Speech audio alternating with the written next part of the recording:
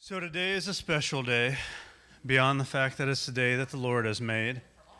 Today is my 19th birthday. I know, I look really good for 19, right?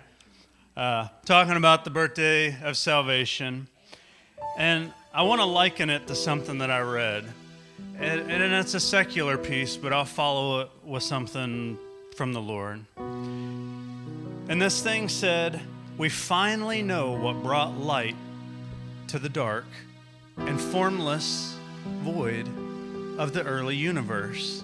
And you probably think, like, I've heard this story before, but listen to this story. According to the data from the Hubble and James Webb Space Telescopes, the origins of free-flying photons in the early cosmic dawn were small dwarf galaxies flared to life, clearing the fog of murky hydrogen that filled the intergalactic space. A new paper about the research was published in February. New paper. This discovery unveils the critical role played by ultra-faint galaxies in early universe's evolution, said some astrophysicists that I won't necessarily go into. They produced ionized photons that transform neutral hydrogen into iodized plasma during cosmic reionization. It highlights the importance of understanding low-mass galaxies and shaping the universe's history. At the beginning of the universe, within minutes of the Big Bang, space was filled with a hot, dense fog of ionized plasma. What little light there was wouldn't have penetrated this fog. Photons would simply have scattered out the free electrons floating around, effectively making the universe dark. As the universe cooled after 300,000 years, protons and electrons began to come together to form neutral hydrogen gas.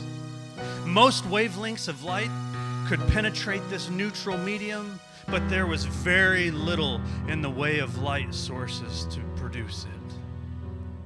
But from this hydrogen and helium, the first stars were born. Those first stars delivered radiation that was strong enough to peel electrons away from the nuclei and reionize the gas.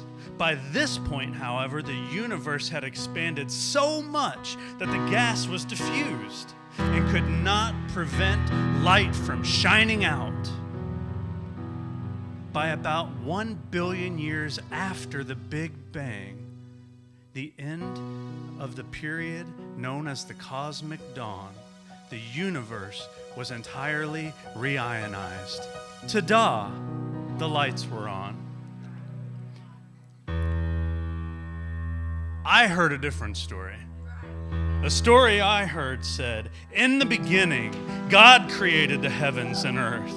The earth was without form and void, and darkness was on the face of the deep. And the Spirit of God was hovering over the waters. Then God said, 'Let there be light.'" The scientific term for that was the Big Bang. God spoke, and instantly God saw the light. Instantly. That it was that it was good. And God divided the light from the darkness. God called the light day, and the darkness He called night. So the evening and the morning were the first day. The first day, everything changed. Not 1 billion years. These are people who wrestle with trying to explain things that might seem profound and might seem impossible. But see, the reason why I wanted to share that is 19 years ago today, on a Sunday morning, right here on my knees, something profound happened that I cannot explain, that no one can explain.